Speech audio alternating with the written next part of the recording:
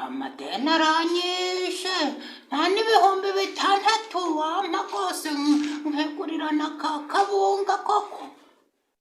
Yewe mwagerageza ni ukuri merewe nabi ndatakarwa.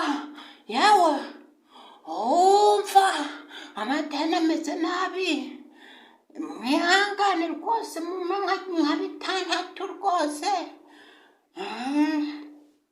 Ubundi nari ndahora ndimo njya n'agatunda.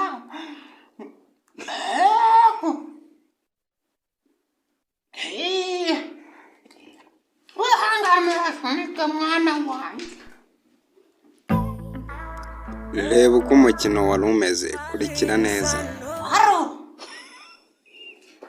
Yewe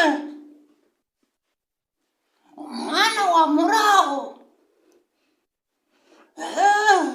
Umva Uri guseka cyagane wa muzenzi.